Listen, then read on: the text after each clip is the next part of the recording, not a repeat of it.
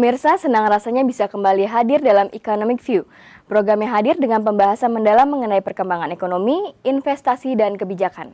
Bersama saya Kamaratih dan inilah Economic View.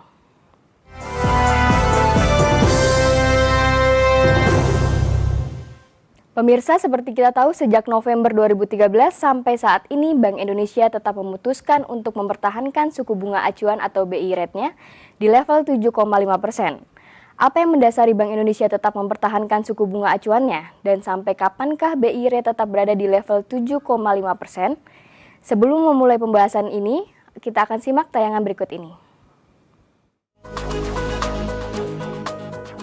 Bank Indonesia tetap mempertahankan suku bunga acuan atau BI rate di level 7,5%. Bank Indonesia menilai proses penyesuaian ekonomi berjalan cukup baik, meskipun terdapat sejumlah resiko yang perlu diwaspadai dan menempuh langkah-langkah antisipasi guna memastikan sasaran inflasi dapat dicapai dan kinerja transaksi berjalan terus membaik. Selain itu, menurut Bank Indonesia, investasi non-bangunan cenderung mengalami peningkatan. Terlihat dari meningkatnya pertumbuhan impor barang dan modal dan penjualan alat berat, sedangkan untuk kinerja eksternal masih melemah. Terkait dengan melambatnya ekspor batu bara dan ekspor mineral sejalan dengan temporer implementasi Undang-Undang Minerba. Keputusan Bank Indonesia ini pun sesuai dengan perkiraan kalangan ekonom. Penahanan BI rate ini dimaksudkan untuk menjaga momentum pertumbuhan ekonomi.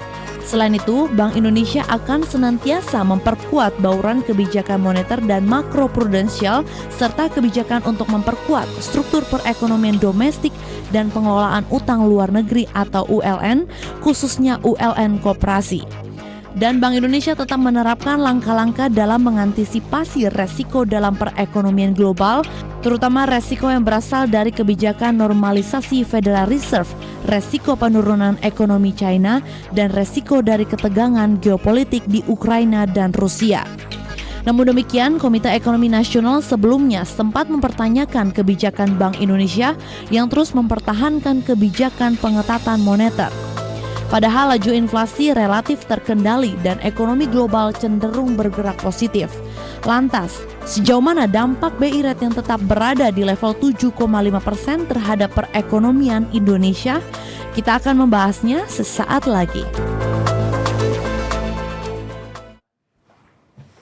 Ya, dan untuk membahas mengenai keputusan Bank Indonesia untuk menahan BI rate di level 7,5%, sudah hadir di studio bersama saya Bapak Arif Mahmud, Deputi Direktur Departemen Kebijakan Ekonomi dan Moneter Bank Indonesia. Halo Bapak, terima kasih sudah bergabung bersama kami di Economic View. Terima kasih. Bapak melihat dari BI rate yang sudah dari November 2013 ini tetap di level 7,5% ini, apa yang mendasari Bank Indonesia tetap memutuskan untuk menahan BI rate-nya di level 7,5%, Pak? Oke, Bank Indonesia menetapkan pada bulan ini BI rate yang tetap seperti bulan lalu 7,5%. Bank Indonesia merasa bahwa hal ini masih konsisten dengan upaya Bank Indonesia untuk mencapai target inflasi di 2014 sebesar 4,5 plus minus 1%, dan target inflasi di 2015 4 plus minus 1%, dan upaya untuk menurunkan transaksi berjalan ke level yang lebih sehat. Hal ini juga didasari oleh beberapa pertimbangan bahwa ke depan kita masih melihat ada beberapa risiko ke depan, ya baik bersumber dari domestik maupun dari global. Pertama, kita lihat bahwa current account deficit masih menjadi concern, ya, masih jadi isu. Data di bulan April 2014 kita lihat neraca perdagangan itu masih defisit 1,9 miliar US dollar. Kemudian untuk triwulan 2 sesuai dengan pola musimannya kita perkirakan defisit transaksi berjalan triwulan 2 2014 juga akan melebar. Itu risiko pertama. Risiko kedua adalah kita melihat masih ada risiko tekanan inflasi, terutama bersumber dari kelompok administered price. Seperti kita ketahui ada rencana pemerintah untuk menaikkan TTL untuk tarif listrik untuk rumah tangga dari 1.300 sampai 5.500 volt ampere dan industri yang non-go public. Itu tentu akan memberikan tekanan kepada inflasi. Yang ketiga adalah kita lihat ekonomi Indonesia ini mengalami moderasi ya, maksudnya perlambatan, konsumsi melambat meskipun masih cukup kuat, kemudian investasi juga melambat, diperkirakan melambat, khususnya non bangunan. Terkait dengan rencana penghematan ya, yang ingin dilakukan oleh pemerintah, tentu itu memiliki dampak kontraktif terhadap pertumbuhan ekonomi. Dari ketiga risiko tersebut kita mencari balancing, Mbak. Kita membalance risiko-risiko tersebut. Nah, ini akhirnya yang mendasari kita untuk mempertahankan stance kebijakan moneter yang tetap, yaitu 7,5%. Itu melihat dari tekanan terhadap perekonomian Indonesia yang akhirnya membuat BI tetap memutuskan menahan BI rate-nya ya Pak. Melihat sudah selama 6 bulan terakhir lah Pak, dari November 2013 sampai sekarang, ini sampai kapan BI akan terus menahan BI rate-nya Pak? Untuk ke depan ya kita tentu akan mencermati tadi risiko-risiko tadi, bagaimana perkembangan risiko-risiko tadi. Ada isu current account, ada isu tekanan inflasi, kemudian perlambatan ekonomi. Kita akan terus memonitor Mbak, berdasarkan data-data yang muncul, perkembangan data-data yang muncul, tentunya dengan munculnya data-data tentu kita akan melihat lagi, dan kita tentu pasti akan merespons. Timingnya kita tetapkan kapan timingnya, kemudian takarannya seperti apa, dan tidak hanya harus melalui BI rate, kita punya bauran kebijakan. Ya, jadi Bapak ini menarik sekali mengenai bauran kebijakan, nanti akan dibahas di segmen berikutnya ya Pak ya. Pemirsa, Economic View akan kembali sesaat lagi.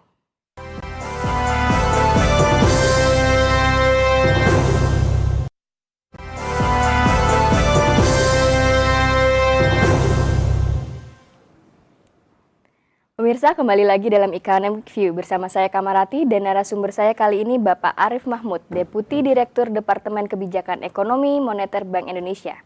Berbincang mengenai keputusan Bank Indonesia untuk menahan BI rate di level 7,5%. Bapak, kembali lagi mengenai BI rate ini, melihat tingkat inflasi kita Pak, apakah masih terkendali dengan 0,16% ini Pak?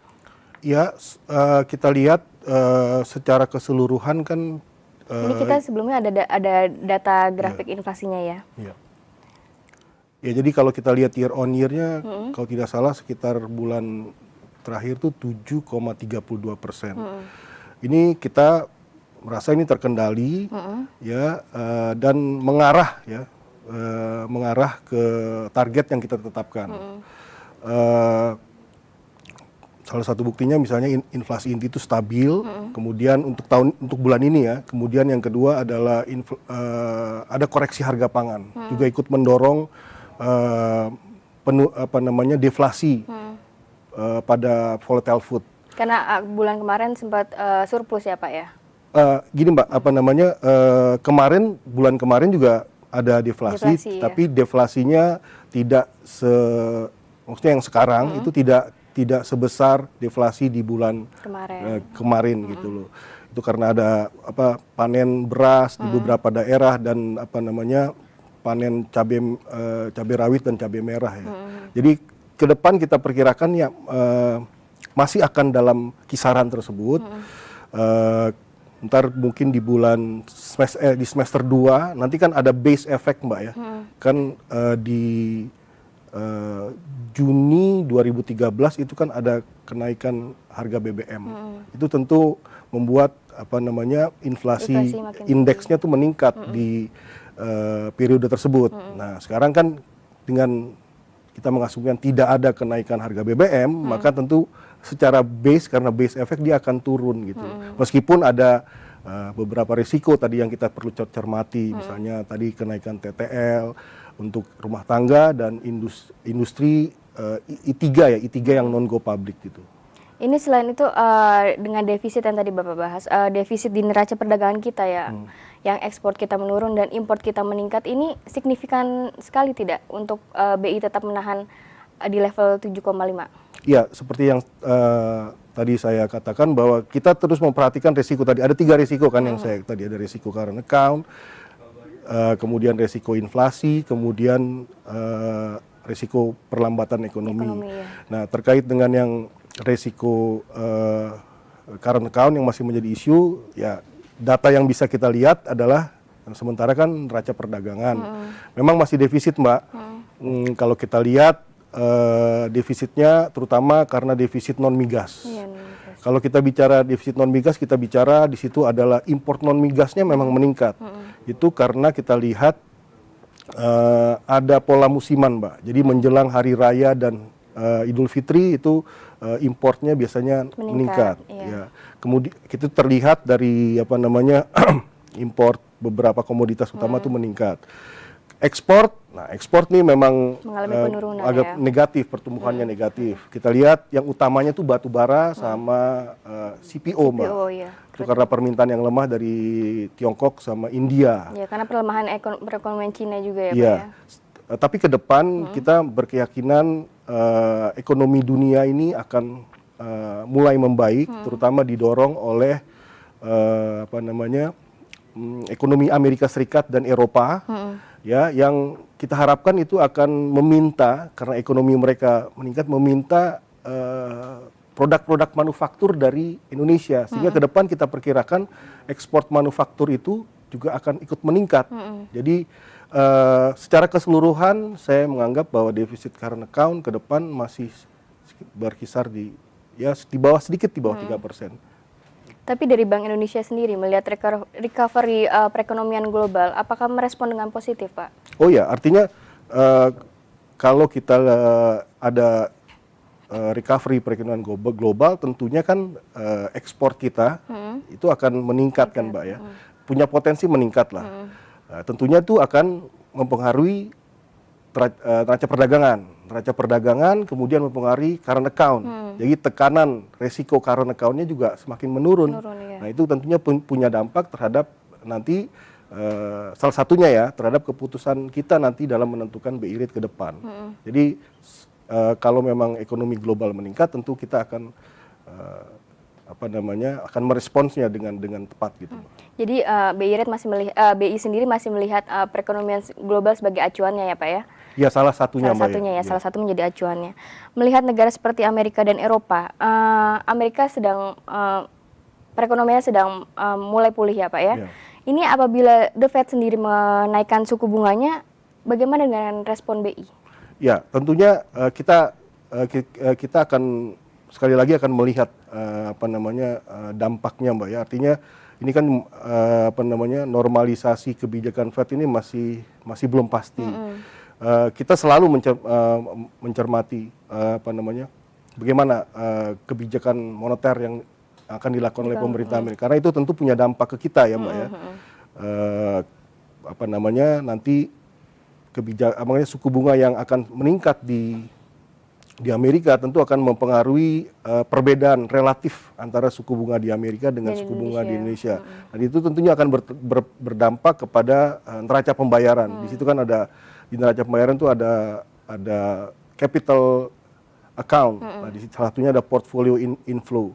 Nah, itu ada potensi dia untuk berbalik arah. Nah, sehingga menyadari hal tersebut, ya tentu kita akan terus memperhatikan, Mbak. Kita akan melihat seperti apa nanti dampaknya terhadap pergerakan portfolio info. Nanti kita akan meresponsnya dengan tadi bauran kebijakan, baik melalui Bank Indonesia sendiri maupun pemerintah. Berarti BI sudah menyiapkan strateginya apabila The Fed sudah akan menaikkan suku bunganya ya? Semua sudah ada di table, tinggal kita lihat mana yang akan kita gunakan. Waktunya kapan, kemudian takarannya seperti apa, dan kita pakai yang mana. Ini Bapak, kabarnya Bank Eropa akan menurunkan suku bunganya, tapi nanti kita akan bahas di segmen berikutnya ya Pak ya. Pemirsa, Economic View akan kembali sesaat lagi.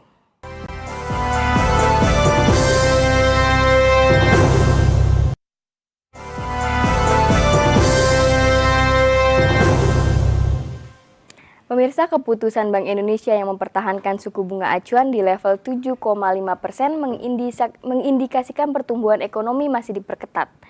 BI melihat ada potensi peningkatan inflasi akibat tekanan harga sejumlah komoditas pangan. Keputusan Bank Indonesia untuk tetap mempertahankan suku bunga acuan di level 7,5% mengindikasikan bahwa Bank Sentral masih akan memperketat pertumbuhan ekonomi.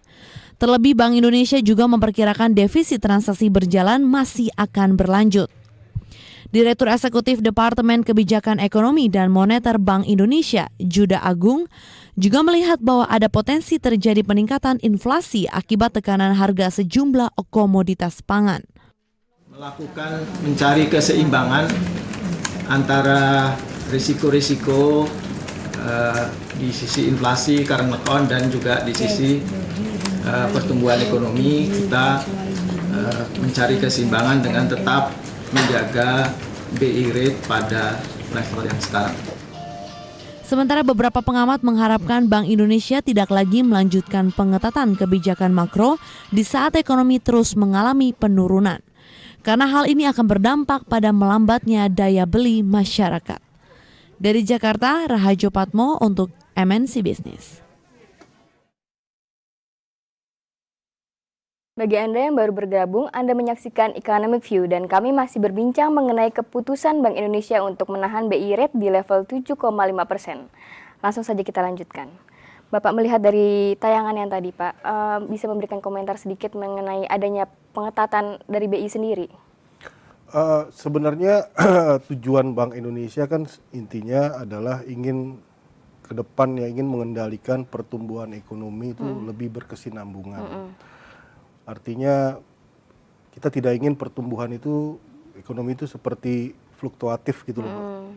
Boom bust gitu, naik turun. Jadi kita ingin ke depan tuh kondisi makroekonomi yang salah satunya ditandai dengan pertumbuhan ekonomi itu lebih stabil, bukan lebih stabil tapi berkelanjutan, berkesinambungan gitu, Mbak. Jadi untuk mencapai itu ya kita akan melakukan berbagai upaya.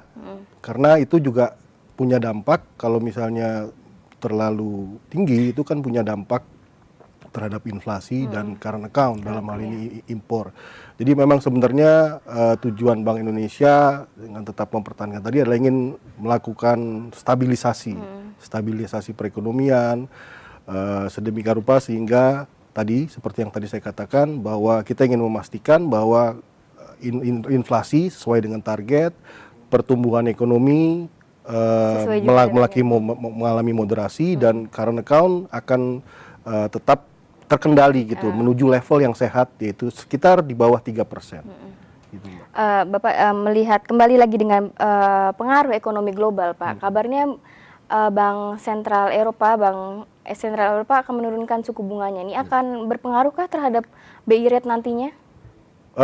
Begini, Mbak, tentunya kalau misalnya ECB ya ingin menurunkan suku bunganya, itu tentunya punya pengaruh menurut saya agak positif ke kita, yaitu berarti kan suku bunga di Eropa itu relatif sekarang lebih rendah dibanding dengan suku bunga di kita. Nah, bagi investor global, tentunya dia akan melihat ini kalau di Eropa sekarang lebih rendah dengan di Indonesia, tentu dia akan ada pindah gitu, Mbak, ke salah satu karakteristik investor kan mencari penempatan dengan return yang lebih tinggi dalam hal ini suku bunga. Jadi tentunya akan ada capital, kita berpotensi ya, Mbak, berpotensi ada capital inflow ke kita gitu. Jadi ada tambahan inflow ke kita gitu, Mbak. Jadi sesuatu yang menurut saya akan positif. Itu juga bisa mengurangi tadi resiko-risiko tadi gitu, Mbak. Berarti kalau apabila Bank Eropa akan menurunkan suku bunganya akan menguntungkan kita ya Pak secara tidak langsung ya. Iya, secara tidak langsung. Selain itu dari penurunan ekonomi China dan perang Ukraina ini ada pengaruh tidak, Pak? Kalau Cina, kalau menurut saya ya itu lebih jelas ya pengaruhnya kita karena ekspor yang utama kita yaitu batu bara sama CPO itu sebagian besar ditujukan ke sana, ke Cina, sehingga proses ekonomi yang berlangsung di Cina itu tentunya punya berpengaruh kepada ekonomi Indonesia dalam hari ini ekspor. Jadi kalau kita lihat misalnya di neraca perdagangan April 2014 itu kan pertumbuhan CPO sama batu bara kan melemah. Menurun, ya. Itu salah satunya karena permintaan dari Cina, Cina juga melemah. Tapi di sisi lain juga Cina sendiri juga punya policy ya yang untuk mengurangi fossil fuel, Mbak, ya, yang punya tingkat polusi yang lebih tinggi gitu loh, Mbak. Jadi itu akan berpengaruh ke kita. Di samping kita juga melihat bahwa Cina tuh punya supply baru, Mbak, dari Inner Mongolia. Itu juga bisa jadi potensi persaingan bagi kita gitu loh. Memang kita secara ini lebih cepat gitu, Mbak, ya, dari pelabuhan Indonesia ke Cina tuh tidak terlalu jauh. Cuman nanti pada saat yang bersamaan juga mereka punya produksi batu bara di daerah Inner Mongolia. Nah, itu kan akan dengan konektivitas di mereka yang terus diperbaiki, itu juga akan bisa menjadi persaingan kan. Menjadi pesaing kita lah ya, pesaing Pak, kita. ya. Jadi mereka produksi senjata domestik sendiri juga bisa makin baik ya. Tapi kita tidak perlu pesimis karena pada saat yang bersamaan itu juga ada potensi permintaan yang meningkat dari negara-negara ASEAN. Karena ekonomi ASEAN juga mulai meningkat, mereka butuh listrik kan. Nah, salah satu bahan bakar sumber tenaga buat listrik adalah batu bara. Jadi akan ada permintaan dari pasar lainnya, ya, Pak, jadi ya? bisa dikompensasi lah, sedikit dikompensasi dengan permintaan yang meningkat dari potensi permintaan meningkat dari ASEAN. Ini melihat dari resiko adakah resiko-resiko potensial lainnya yang diakibatkan dengan tetap ditahannya BI rate di level 7,5? Mungkin resiko perbankan kah atau dari sektor-sektor mana saja sih, Pak? Kalau dari perbankan sih masih oke kalau menurut saya, Mbak. Artinya kalau kita lihat likuiditas perekonomian secara keseluruhan itu memang pertumbuhan M2 itu kalau kita lihat dalam horizon yang lebih panjang itu menurun. Tapi memang itu sesuai dengan kenapa mereka menurun ya karena memang ekonominya juga lagi turun gitu loh, Mbak. Karena ekonominya turun, itu permintaan uang juga akan turun gitu loh. Itu yang satu. Tapi kalau dari sisi likuiditas perbankan sendiri itu masih oke. Artinya masih pada level yang aman lah, Mbak. Tidak adanya kekeringan dalam likuiditas ya, Pak, ya? Enggak, analisa kita terakhir enggak, jadi masih di atas threshold yang kita perkirakan. Jadi masih oke gitu, Mbak. Selain itu, Pak, ada risiko lainnya tidak? Resikonya mungkin ini ya, ya tentu dampak dari ya tadi stabilisasi ekonomi yang termasuk di dalamnya adalah BI rate dan ada juga bauran LTV ya, Mbak, ya. Itu tentunya akan punya dampak ke sektor konstruksi ya, Mbak, ya. Jadi kalau kita lihat pertumbuhan investasi yang bangunan itu agak melambat di triwulan 2 kita perkirakan ya. Karena memang itu merupakan dampak dari kebijakan stabilisasi yang kita lakukan. Ini melihat dari kabarnya pelemahan perekonomian kita tuh perlambatan ini sengaja dibuat oleh pemerintah. Bagaimana BI meresponnya, Pak? Saya rasa sih kembali ke tadi bahwa kita sebenarnya kita ingin agar pertumbuhan ekonomi ini tentu saja kita sepakat nih koordinasi antara BI dan pemerintah ini baik. Ingin melihat bahwa pertumbuhan ekonomi itu ke depan tuh harus lebih berkelanjutan, lebih berkesinambungan. Karena kalau enggak itu akan membahayakan stabilitas makroekonomi gitu loh. Sehingga kita bersama-sama pemerintah ya melakukan berbagai upaya gitu untuk menjamin agar pertumbuhan ekonomi berjalan ke arah yang lebih seimbang sehingga tidak membahayakan pencapaian target inflasi dan upaya untuk menurunkan current account deficit ke level yang lebih sehat. Baik, Pak, nanti kita lanjutkan di segmen berikutnya ya, Pak, ya. Terima kasih. Pemirsa, kami akan segera kembali setelah jeda beberapa saat lagi.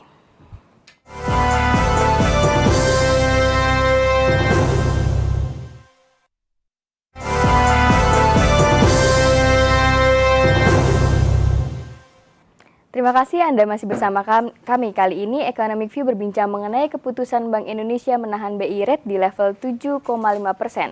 Bersama Bapak Arif Mahmud, Deputi Direktur Departemen Kebijakan Ekonomi dan Moneter Bank Indonesia. Bapak melihat dengan adanya BI Rate tetap ditahan di 7,5% ini, adakah sebagai tujuannya untuk mendorong penguatan nilai rupiah, Pak? Seperti saya katakan di awal tadi kan tujuan dari Bank Indonesia menetapkan stance moneternya itu tetap artinya 7,5%. Itu kan tadi berusaha menjaga inflasi sesuai targetnya, menurunkan nilai tukar menurunkan defisit transaksi berjalan pada level yang sustainable.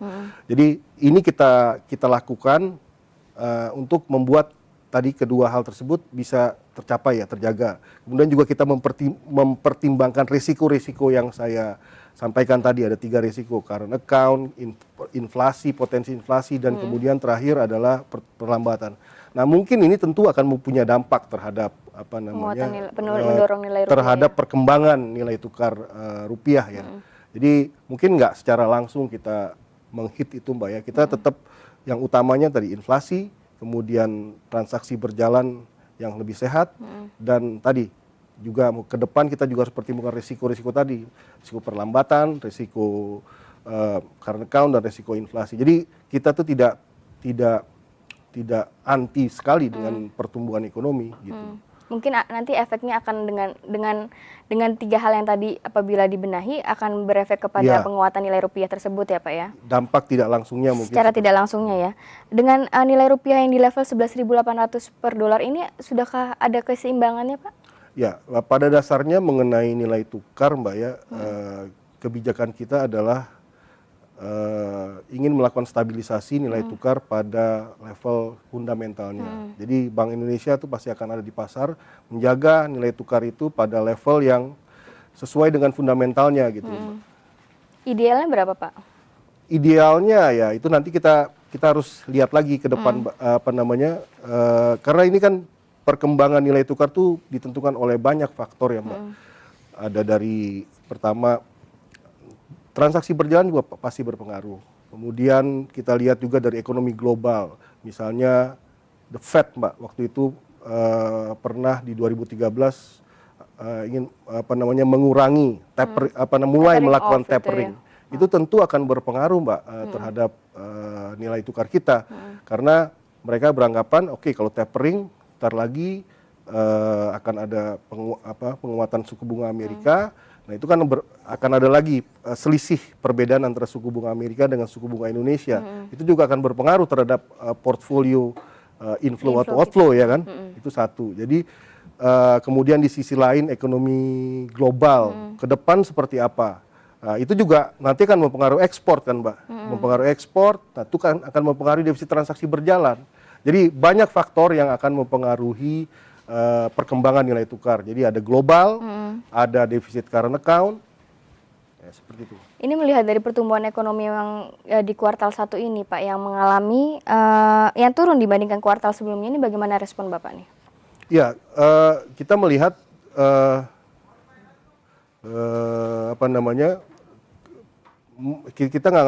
kita melihat bahwa ekonomi Indonesia di 2014 ini akan mengalami moderasi, akan mengalami sedikit perlambatan.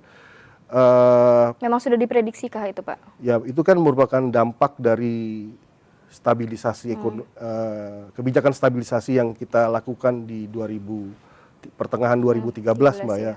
Tapi juga di samping itu juga kan ada dampak kenaikan harga BBM juga.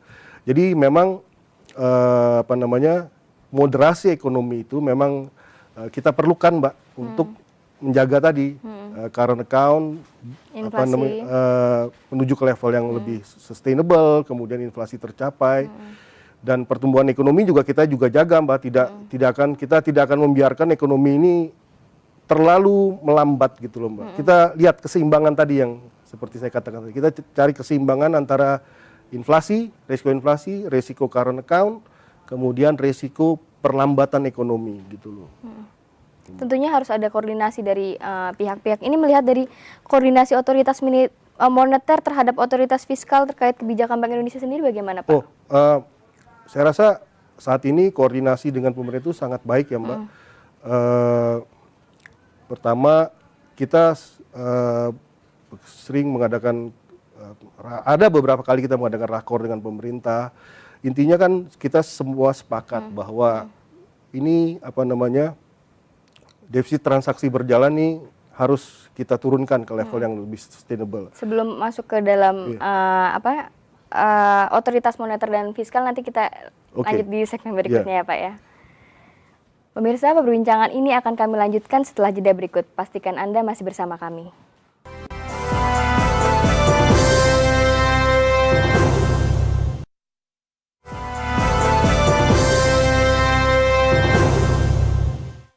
Kita lanjutkan kembali perbincangan ini bersama Bapak Arif Mahmud, Deputi Direktur Departemen Kebijakan Ekonomi dan Moneter Bank Indonesia. Bapak melihat kembali kepada koordinasi otoritas moneter dan otoritas fiskal ini terhadap kebijakan Bank Indonesia bagaimana, Pak? Ya, seperti saya sudah katakan tadi bahwa koordinasinya sangat baik. Artinya pemerintah juga share isu yang sama dan pemerintah juga telah melakukan berbagai kebijakan gitu untuk dalam rangka mengurangi defisit transaksi berjalan dan mencapai inflasi sesuai target. Terkait dengan upaya untuk mengendalikan defisit transaksi berjalan, pemerintah seingat saya ya beberapa waktu yang lalu pernah mengeluarkan kebijakan mengenai pajak impor barang mewah, Mbak.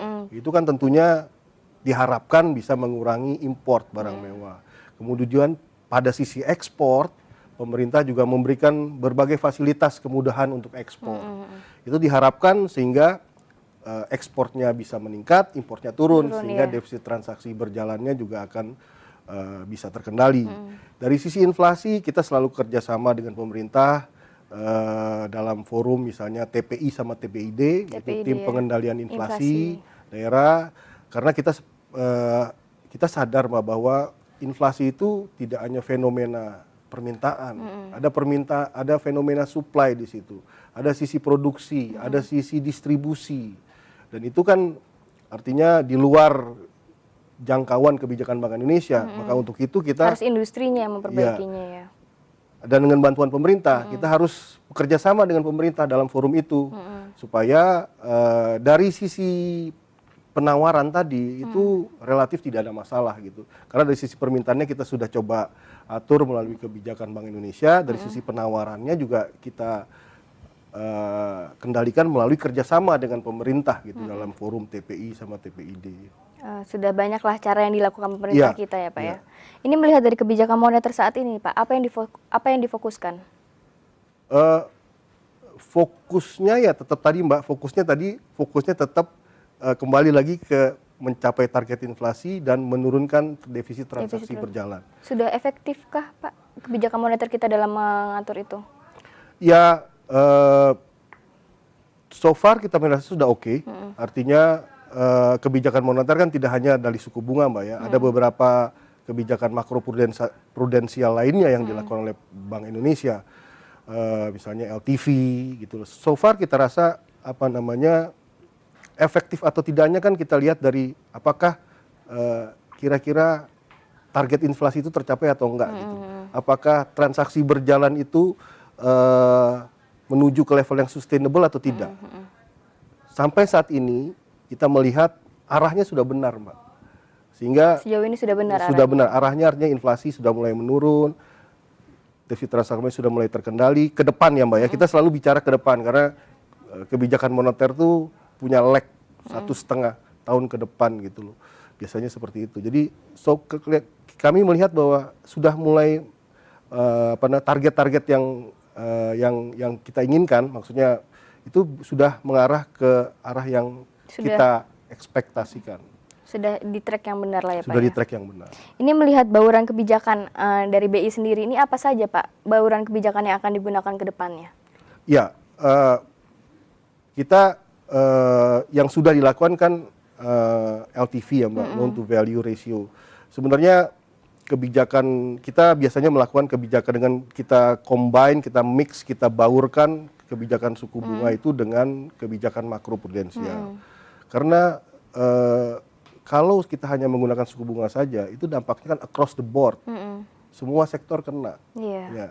Kalau kebijakan bauran itu lebih targeted pada sektor-sektor yang kita anggap itu agak terlalu eksesif. Ada sektor tertentunya ya Pak ya. Jadi lebih targeted gitu loh Mbak. Ya, beberapa kebijakan makro masih kita kaji ke depan. Intinya adalah kita ingin mengendalikan ekonomi, tapi tidak menyebabkan seluruh sektor itu kena gitu. Ada beberapa kebijakan makro prudensial yang sedang kita kaji, bagaimana implementasinya, timingnya kapan kita gunakan, ini dalam proses pengkajian Mbak. Ini dengan banyaknya respon untuk BI menurunkan suku bunganya nih Pak, ini bagaimana? Banyak komentar untuk BI menurunkan suku bunganya. Ya saya menghormati lah. Banyak desakan-desakan untuk menurunkan suku bunganya. Pandangan-pandangan orang untuk menurunkan suku bunga. Tetapi BI kan punya ada tugasnya ingin mengendalikan inflasi, mencapai targetnya. Kemudian ingin membuat defisit transaksi menuju ke yang level yang sustainable. Nah, kita melihat sampai saat ini ya tadi arahnya sudah benar, tetapi masih ada risiko. Nah, risiko-risiko itu harus kita perhitungkan, Mbak, dan kita cari keseimbangannya. Kita tidak akan terlalu gegabah untuk merubah BI rate. Kita lihat dulu risikonya. Nah, akhirnya setelah menimbang berbagai risiko tadi, ya menurut kami untuk mencapai target yang kita inginkan, inflasi dan defisit transaksi berjalan, kita masih stay di 7,5. Tetap mempertahankan di 7,5 ya Pak. Ini dari Bank Indonesia sendiri melihat prospek pertumbuhan ekonomi ke depannya Pak. Dan potensi risiko ke depannya ini bagaimana Pak? Kalau pertumbuhan ekonomi di 2014 positifkah, optimiskah Bapak? Ya, artinya gini, kalau dibandingkan dengan 2014 tentu sedikit mengalami moderasi. Kita perkirakan ekonomi di 2014 itu akan berkisar ya Mbak ya, kisarannya 51 sampai 55. Itu sudah cukup kuat ya Mbak ya dibandingkan dengan negara-negara lainnya gitu loh. Bapak, ini masih menarik sekali. Nanti kita akan membahas mengenai prospeknya ya ke depannya Pak ya setelah jeda berikut ini. Pemirsa, Ekonomi View akan kembali dengan satu segmen terakhir dan tetaplah bersama kami.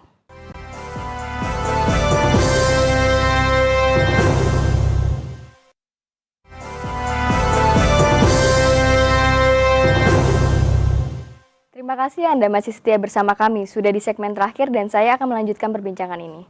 Bapak, kembali dengan prospek pertumbuhan ekonomi ke depannya, bagaimana menurut Bapak?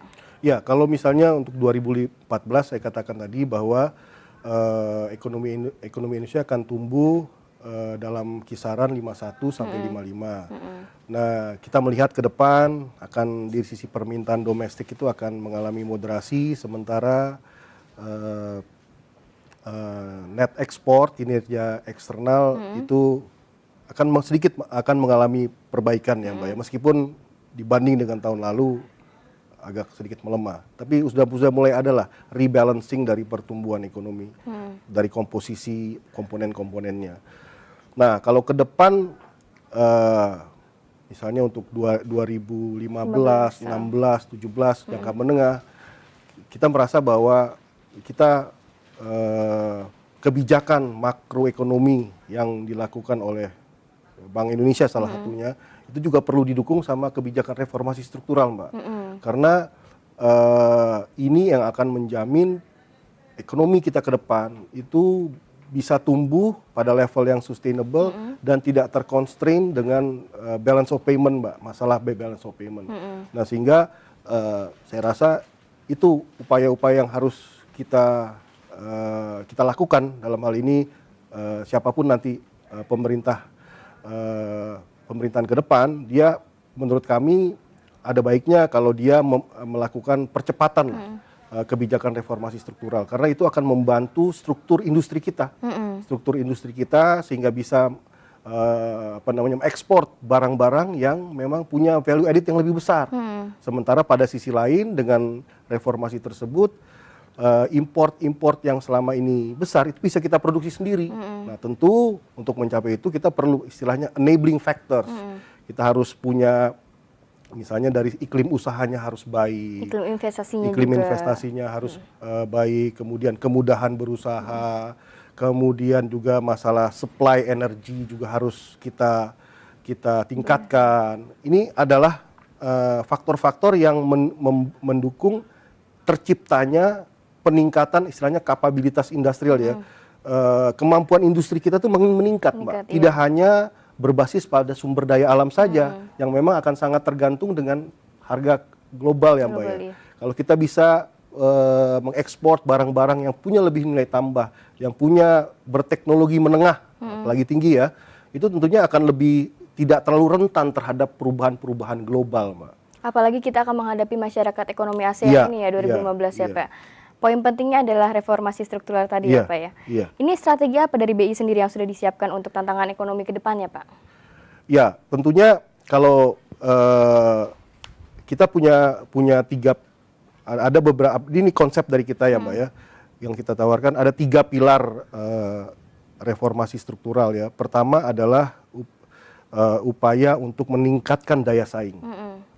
Kedua adalah upaya untuk meningkatkan kemandirian ekonomi. Kalau daya saing itu maksudnya membuat Indonesia tuh masuk ke dalam rantai global. Ya. Jadi rantai produksi global. Jadi Indonesia tuh masuk ke situ.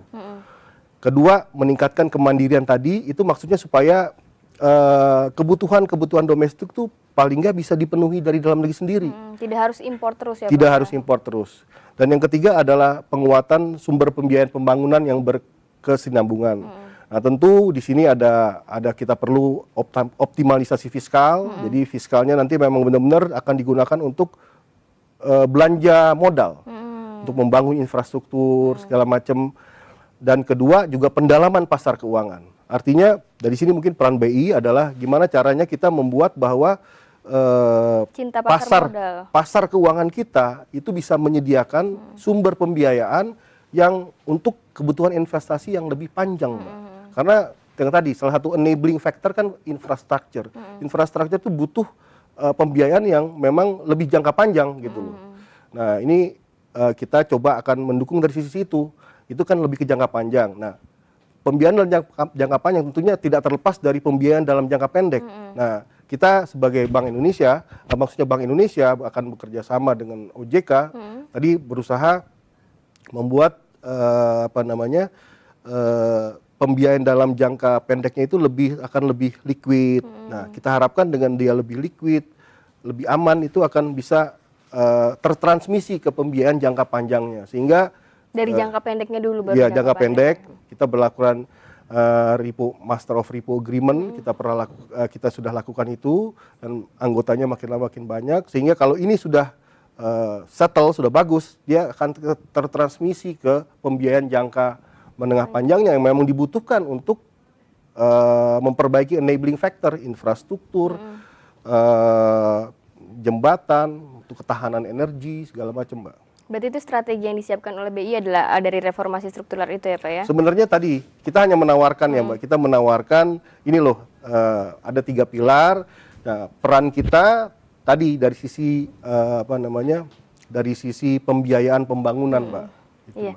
Mbak. Ini terakhir, harapan untuk pemerintah baru nanti, Pak. Tadi seperti saya katakan tadi, harapannya pada pemerintahan baru.